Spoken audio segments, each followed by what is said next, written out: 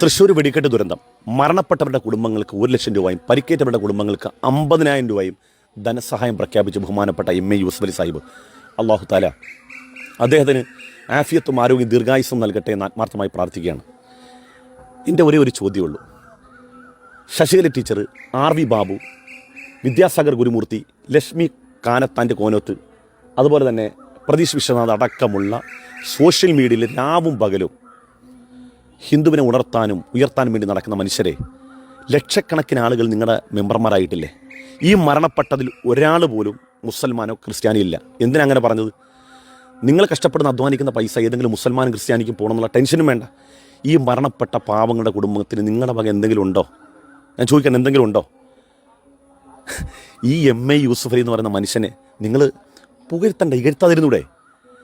ഷാൻ വധം കഴിഞ്ഞ ഉടനെ എൻ്റെ നാട്ടിലൊരു കലാപം ഉണ്ടായാൽ ലുലു മാളിലെ അന്യസംസ്ഥാന തൊഴിലാളികൾ സർവായുധ സജ്ജരാണ് എന്ന് നാട്ടിൽ മുഴുവനും പ്രചരിപ്പിച്ച് തോന്നിയ മാസം അദ്ദേഹത്തിൻ്റെ പേരിൽ പ്രചരിപ്പിച്ച ആളുകൾ നിങ്ങൾ.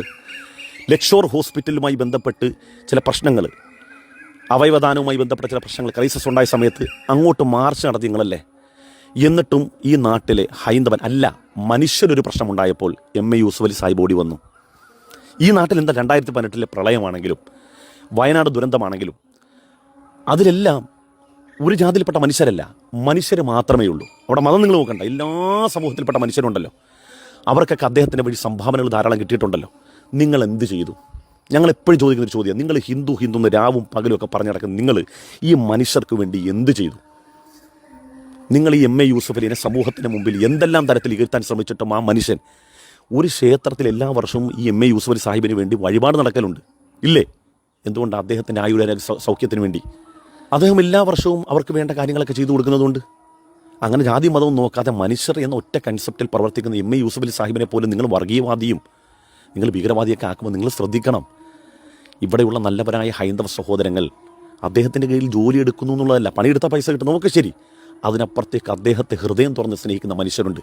നിങ്ങൾക്ക് ഏതെങ്കിലും മനുഷ്യൻ്റെ ഹൃദയത്തെ സ്വാധീനിക്കാൻ കഴിഞ്ഞിട്ടുണ്ടോ? എന്തുകൊണ്ടാണ്? വെറുപ്പും വിദ്വേഷവും അല്ലാതെ, അപരമത നിന്നയല്ലാതെ, ആളുകൾക്കിടയിൽ ധ്രുവീകരണമല്ലാതെ ഇന്നേ വരെ ഈ ആയുസ് കൊണ്ട് നിങ്ങൾ എന്തെങ്കിലും ഒന്ന് പറഞ്ഞിട്ടുണ്ടോ? ഉണ്ടെങ്കിൽ ഒരെണ്ണം ഉദാഹരണത്തിന് പറയാമോ? പറഞ്ഞാൽ 1 ലക്ഷം രൂപ സംഭാവന വരും.